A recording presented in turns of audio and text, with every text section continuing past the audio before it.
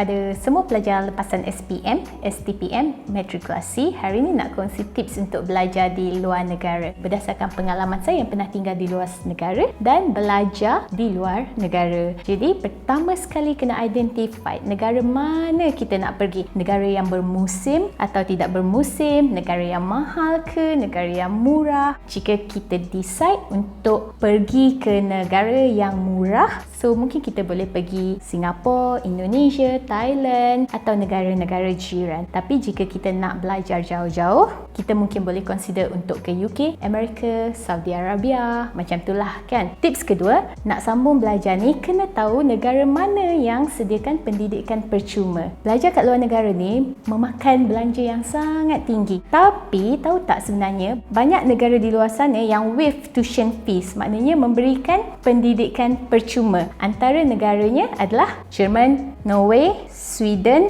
Austria, Finland, Czech Republic, France, Belgium, Greece, Spain, Turkey. Turkey juga menyediakan pendidikan percuma. Cuma masalah yang mungkin kita hadapi adalah kekangan bahasa, sebab negara-negara yang menyediakan pendidikan percuma ni kebanyakannya mereka tidak menggunakan bahasa Inggeris dan mempunyai bahasa tersendiri. Jadi sebagai rakyat Malaysia yang menggunakan bahasa Melayu dan bahasa Inggeris, untuk pergi ke negara-negara ni kita kena belajar bahasa ketiga. Tip ketiga, berapa lama tempoh pengajian yang disediakan oleh universiti, sebab kadang-kadang kalau terlalu lama ia akan makan masa kita, tenaga kita, membazirkan wang ringgit kita. Jadi nak sambung belajar kat luar negara ni kena tengok tahu universiti dan negara mana yang menawarkan tempoh pengajian yang paling singkat, yang mampu memastikan kita graduate on time. Negara paling best yang menawarkan tempoh yang paling singkat untuk sesiapa yang berminat untuk menyambung pelajaran dalam bidang dentistry, medical adalah Indonesia, sebab mereka menawarkan program hanya selama 5 tahun untuk dentistry dan 6 tahun untuk medical kepada lepasan SPM. Kalau kita pergi umur 18, balik umur 23 dah jadi doktor dah. Tips yang terakhir saya nak kongsi adalah financial assistance, sebab kita perlukan sumber keuangan yang kukuh. Selalunya yuran pengajian tahun pertama dibayar oleh ibu bapa ataupun tabung sendirilah kan. Tapi bila dah masuk tahun kedua pengajian, dengan keputusan yang bagus, kita boleh apply beasiswa ataupun pinjaman daripada agensi seperti MARA, JPA, MOE. Semua agensi-agensi ni menawarkan tawaran beasiswa dan pinjaman. Selain daripada itu, untuk dapatkan financial assistance, sebenarnya dekat luar negara banyak sangat awards ataupun scholarship yang ditawarkan, dan award ni dia bukan macam dekat Malaysia, dia berbentuk duit. So kalau kita apply untuk contohnya student award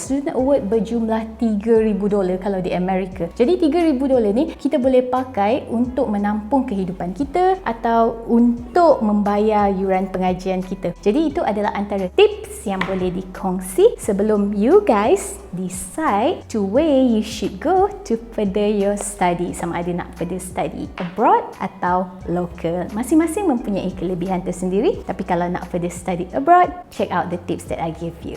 Assalamualaikum.